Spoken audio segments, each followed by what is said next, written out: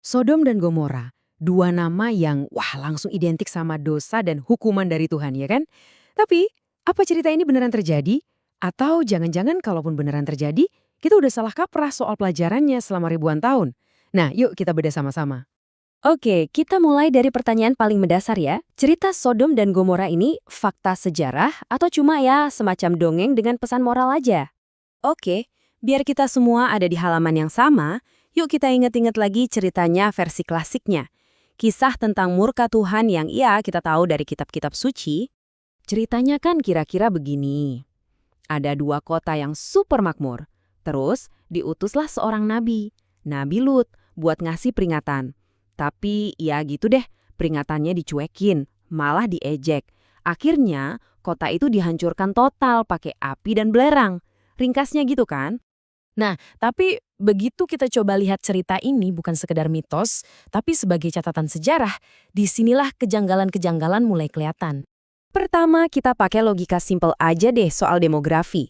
Kalau satu kota isinya semua homoseksual, gimana caranya mereka punya keturunan? Kotanya kan bakal punah dalam satu generasi. Padahal ceritanya Sodom itu kota besar dan makmur loh. Dan ini didukung data modern loh, di masyarakat yang paling terbuka sekalipun, persentase populasi homoseksual itu ya di bawah 5%. Angka segitu kan nggak cukup buat mendefinisikan orientasi satu kota penuh. Oke. Mungkin kita bisa mikir begini.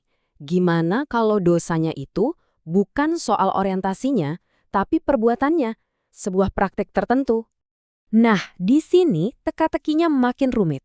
Karena kalau kita lihat sejarah, praktik sesama jenis itu ada di banyak peradaban kuno yang super maju.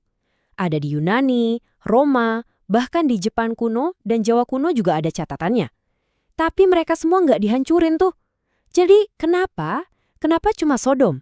Oke, cukup dengan teori, sekarang kita pindah ke bukti fisik. Mari kita lihat gimana para arkeolog mencoba berburu lokasi Sodom yang asli. Uniknya, kitab suci itu sendiri ngasih beberapa petunjuk. Mirip kayak peta harta karun gitu deh. Isinya kriteria-kriteria tentang di mana lokasi Sodom dan seperti apa sisa-sisa kehancurannya. Dan setelah ditelusuri, semua petunjuk ini mengerucut ke satu lokasi yang sangat-sangat menjanjikan. Sebuah situs arkeologi di Yordania modern yang namanya Tel El Hammam. Dan gila, ini cocok banget. Pertama, lokasinya pas di dekat Sungai Yordan.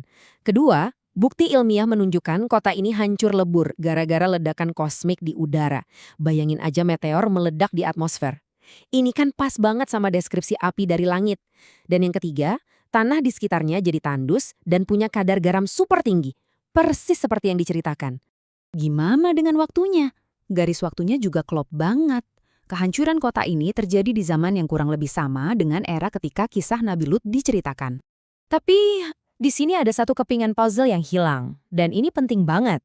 Dari jutaan catatan sejarah di wilayah itu, nggak ada satupun yang menyebutkan kalau kota ini terkenal dengan dosa yang dituduhkan itu. Aneh kan? Nah, karena nggak ada bukti inilah, para ahli mulai bertanya pertanyaan yang radikal. Gimana kalau dosa Sodom itu sebenarnya bukan soal seks sama sekali? Gimana kalau kita semua salah menafsirkannya selama ini? Kuncinya ternyata ada di satu kata dalam bahasa Ibrani asli, yada. Waktu para penduduk Sodom bilang mereka mau mengenal atau yada, tamu-tamu itu, kita seringkali langsung mikir artinya seksual. Padahal kata yada ini artinya luas banget, nggak cuma itu. Dan ini membuka kemungkinan teori yang sangat berbeda, bahwa penduduk Sodom itu mau memperkosa tamu-tamu Nabi Lut bukan karena nafsu, tapi sebagai bentuk penghinaan. Sebagai cara menunjukkan kekuasaan mereka atas orang asing yang datang ke kota mereka. Koneksi antara kekerasan seksual dan kekuasaan ini ternyata juga ada di bahasa kita sendiri loh.